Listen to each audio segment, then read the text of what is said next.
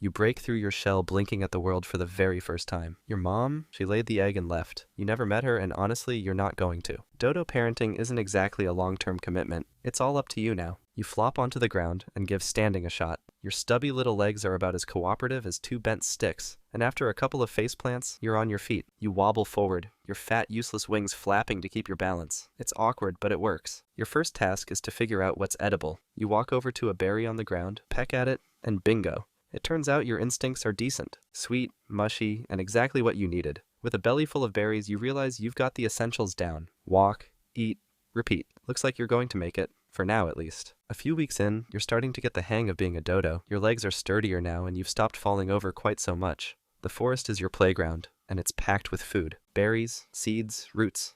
They're everywhere, and you've developed a keen eye for spotting the best ones. You've also figured out that swallowing rocks is just something you do. They're not tasty, but they help smash up all the tough stuff in your stomach. It's kind of weird, sure, but if it works, it works. Every so often, you run into other young dodos. You sniff each other, stand there staring like you're both waiting for a thought to show up, and then just walk off. Maybe one of you lets out a squawk for no reason, but that's about as deep as your interactions get. Teamwork isn't really your thing. You're all just here to eat as much as possible and hope for the best. Who needs friends when you've got berries? By now, you've turned into a proper lump of a bird. That skinny little thing you were before is gone, and now you're big, round, and stomping around like you own the place. Why wouldn't you? There's nothing chasing you, food is everywhere, and honestly, it hasn't crossed your mind that life could ever be any different. Thinking ahead isn't exactly your strong suit. By the time you're a year old, you have your day all sorted out. In the morning, you look for food, in the afternoon you sleep, and in the evening you look for more food. You've even nailed the art of finding berries that are perfectly ripe and swallowing the occasional rock to keep your digestion running smoothly. Efficiency is your middle name. Your wings, however, are still a disappointment. Flapping them doesn't do much except stir up dust, so you've mostly given up. Flying seems like a hassle anyway. Everything you need is right here on the ground, and you're not exactly in a rush to go anywhere. Exploring new parts of the forest is about as adventurous as you get. Usually it's just more of the same. Trees, roots, berries. But every now and then, you stumble across something exciting, like a particularly big rock, or a weirdly shaped leaf. Not thrilling, but it keeps things interesting. Still, there's this faint unease you can't quite shake. The island is quiet, almost too quiet. And there's this nagging feeling that things won't stay this way forever. You don't know why, but it lingers in the back of your mind. For now, though, life is simple. You eat, you nap, and you let the days roll by. If something's about to go wrong, it hasn't happened yet, so why worry? Spoiler, you probably should. One morning, you're walking through your usual berry-picking route when you notice something unusual. The horizon isn't empty anymore. There are strange, boxy things bobbing in the water. Boats, big wooden ones. You squint at them, not entirely sure what they are, but they don't seem to be doing much, so you go back to foraging. You are halfway through stuffing your face with nuts when the boats start unloading. Weird creatures start walking around. At first, you're curious. These creatures are loud, stomping around like they have never walked on land before. They're carrying long sticks and look very serious about something. You tilt your head, watching as they set up strange piles of sticks that eventually burst into flames. Fascinating. One of them notices you. He approaches, and you just stand there. Why wouldn't you? Nothing has ever tried to hurt you before. You blink, waiting to see what happens next. But then, he grabs you. Just like that. One minute you're minding your own business, and the next, you're dangling in the air like a sack of berries. This is where you learn two very important lessons. 1. Humans are not your friends. 2. You're not as fast as you thought you were. The human finally puts you down, but not before giving you a look that says, "Do I roast this now or marinate it first?" You have never felt so judged in your life. You ran away quickly, but the encounter sticks with you. These creatures are different. The next few weeks are chaos. The humans make themselves at home, chopping down trees, building fires, and stomping through your peaceful little island like they own the place. Worse, they bring company. Rats run around the forest floor, stealing eggs from nests. Pigs are everywhere, destroying plants and digging up the ground as if they're on a mission to ruin your day. You even spot monkeys swinging through the trees, grabbing fruit faster than you can. And the humans? They seem to have developed a taste for dodo meat. At first, you notice them picking up fruit and messing with trees, so you keep eating and try not to pay attention. Then one day, while you are pecking at some berries, you hear a loud commotion. You look up and see one of the humans grabbing your neighbor, a dodo you vaguely remember standing next to at a fruit tree last week. The human lifts him up, and your neighbor squawks and flaps his fat wings in panic, but it does nothing. You watch frozen, as the human carries him off toward the strange camp they have set up near the edge of the forest. It's far enough away that you can't see much, but you hear noises. Screaming, shouting, the unmistakable crack of something sharp, then silence. You wait, expecting your neighbor to come running back, maybe a little shaken, but otherwise fine.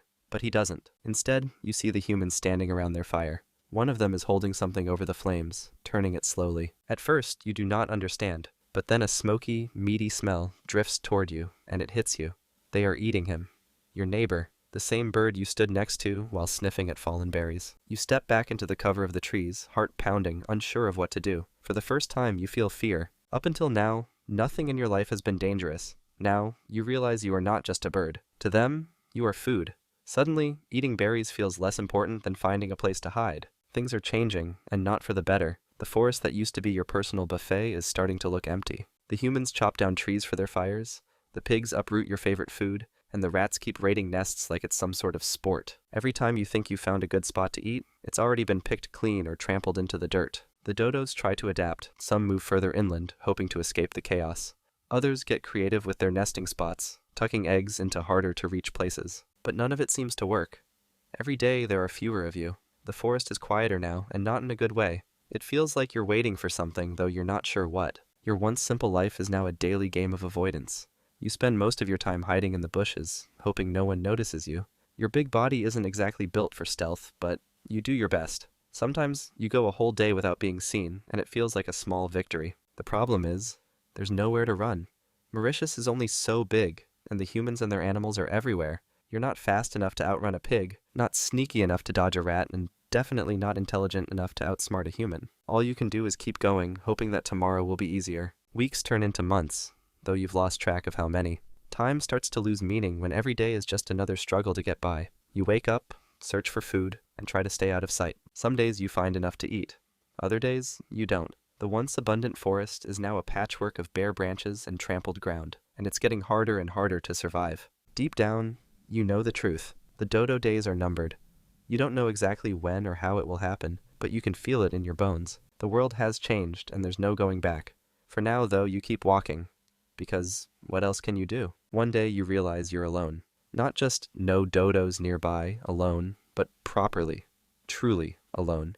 You haven't heard a squawk in days, or has it been weeks? You are not sure anymore. The forest feels smaller somehow, emptier. It's quiet, too quiet. You wander through what's left, pecking at whatever scraps you can find. A few wilted leaves here, a half-rotten berry there.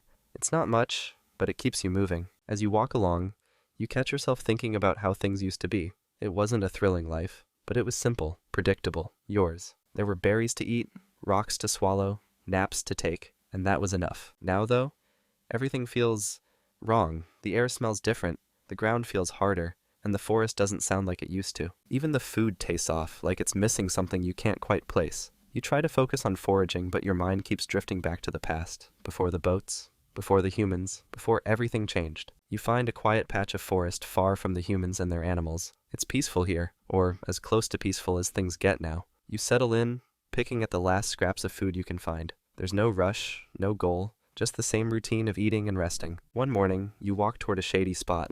Standing takes more effort than it should, so you lower yourself down, letting the faint warmth of the sun soak into your feathers. The air is still, and for the first time in a long time, you feel calm. The quiet doesn't last. There's a sound, faint at first but growing closer. Footsteps, voices.